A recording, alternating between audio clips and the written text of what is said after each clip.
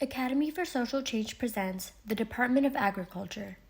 Sasha and her friends decide that when they grow up, they want to start a farm. However, they're not sure how they're going to get the money to buy the land, animals, and seeds.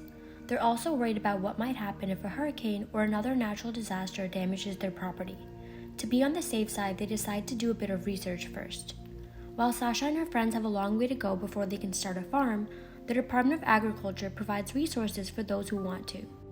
For instance, it oversees specific loans for beginner farmers and ranchers, emergency assistance for natural disasters, and reimbursement for transportation for farmers in geographically disadvantaged areas.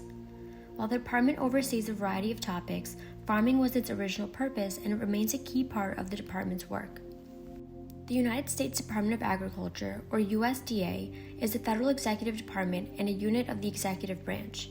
The president appoints a secretary who also serves in the cabinet to advise the president. President Abraham Lincoln established the USDA on May 15, 1862, though it did not have cabinet-level status until 1889. The USDA is responsible for developing and executing federal laws relating to farming, food, forestry, and rural economic development. In addition to promoting agricultural production, it also works to ensure food safety, protect natural resources, and end hunger in the United States and around the world. In 1839, Congress established an agricultural division with the Patent Office, though it transferred the office to the Department of the Interior in 1849. Still a largely agrarian nation with around half of the American population living on farms, many people believed the government should form a separate department to handle and promote issues of agriculture. So in 1862, Abraham Lincoln established the Independent Department of Agriculture. Throughout the 1880s, advocacy groups tried to get cabinet-level status for the department, and in 1889 they succeeded, with President Grover Cleveland elevating it. Due to the numerous roles and responsibilities of the USDA, 29 agencies and offices work to support the department's goal, all with a specific function. For instance, the Food and Nutrition Service, or FNS, is in charge of administering national nutrition assistance programs to address the issue of hunger. One of the larger programs the agency oversees is the Supplemental Nutrition Assistance Program, or SNAP, which provides food purchasing assistance to low and no-income individuals and families. In 2018, the program supplied around 40 million people with benefits. The FNS is also in charge of the National School Lunch Program, which provides low or no-cost lunches to approximately 30 million students around the country. It also oversees the School Breakfast Program, which studies have found improves nutrient intakes in participants, improves school performance, and reduces absenteeism in students in comparable socioeconomic levels. Another agency that reports to the USDA is the United States Forest Service, or USFS, which works to maintain the diversity, health, and productivity of forests and grasslands. It also manages wildland fires on national forests and grasslands and designed the famous Smokey the Bear cartoon to inform individuals of their responsibilities in preventing wildfires. Additionally, there are USDA agencies and offices that work on research and education, rural development, and food safety. However, the USDA also has its flaws.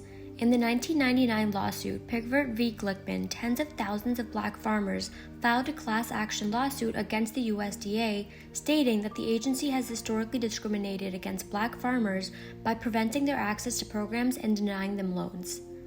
The farmers won their case, receiving settlements of $50,000, and in 2008, a new provision in a farm bill gave any claimants who had filed a complaint late a new right to sue, and 25,000 people filed lawsuits. Since then, Hispanic, Native American, and women farmers have filed more lawsuits, and the total payout could reach $4.4 billion.